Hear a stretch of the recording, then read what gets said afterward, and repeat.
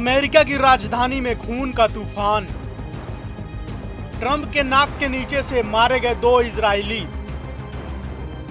कातिल बोला फ्री फिलिस्तीन।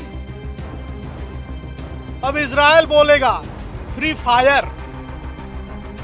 कनाडा, ब्रिटेन, फ्रांस अब खतरे में हैं, क्योंकि यह जंग कूटनीति की नहीं बदले की है। अमेरिका की राजधानी में ट्रंप के नाक के नीचे से इजरायलियों की हत्या कर दी गई, वह भी गोली मारकर। खून सड़कों पर बहा और गोली चलाते वक्त नारा गूंजा फ्री फिलिस्तीन। अब इजराइल गुस्से में है और इस बार शक की उंगली ईरान या फिलिस्तीन पर नहीं, बल्कि सीधे ब्रिटेन, फ्रांस और कनाडा पर उठ रही है। क्या अमेरिका की जमीन पर इजराइल के दुश्मनों की एंट्री हो गई है? क्या ये पश्चिमी देशों की दोहरी नीति का खौफनाक नतीजा है? क्या अब गाजा के जवाब में गोलियां वाशिंगटन में चलेंगी? वाशिंगटन डीसी की सबसे हाई सिक्योर जोन वाली सड़क पर अचानक गोलियों की बौछार हुई। ट्रंप के देश में जहां हर कोने पर कैमरे हैं, वहां खुलेआम 2 इजरायली दूतावासी कर्मचारियों को गोली मार दी गई और हमला करने वाला चिल्ला रहा था फ्री फिलिस्तीन। इजराइल के लिए यह हमला किसी सड़क छाप अपराध से कहीं बढ़कर है। तेल अवीव से सीधा बयान आया, ये सुनियोजित यहूदी विरोधी आतंक हमला था। और हैरानी की बात यह है कि इजराइल ने इस हमले के लिए ईरान या हमास को नहीं, बल्कि ब्रिटेन, फ्रांस और कनाडा को दोषी ठहराया।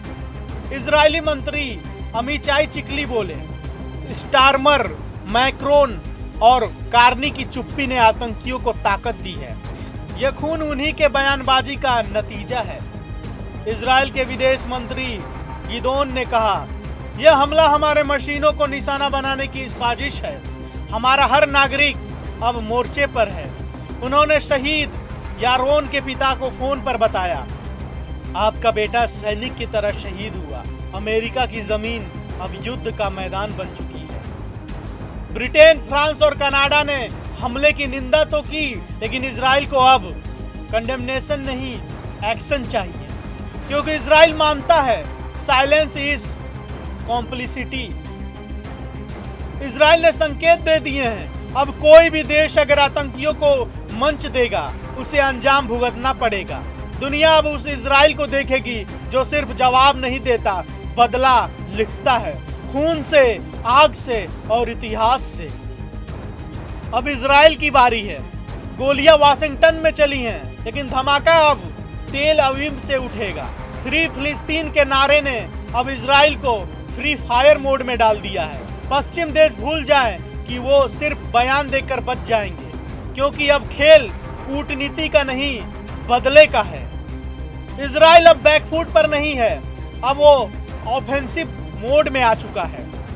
वो इजराइल जिसने गाजा को 6 घंटे में राख कर दिया था, अब अमेरिका के सीने में छुपे दुश्मनों को पहचान रहा है।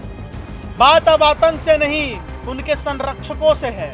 कनाडा, ब्रिटेन, फ्रांस अब इजरायली गुस्से की जद में है, और यह बदला अब सिर्फ एक देश का नहीं, यहूदियों की पूरी कौम का ऐलान है।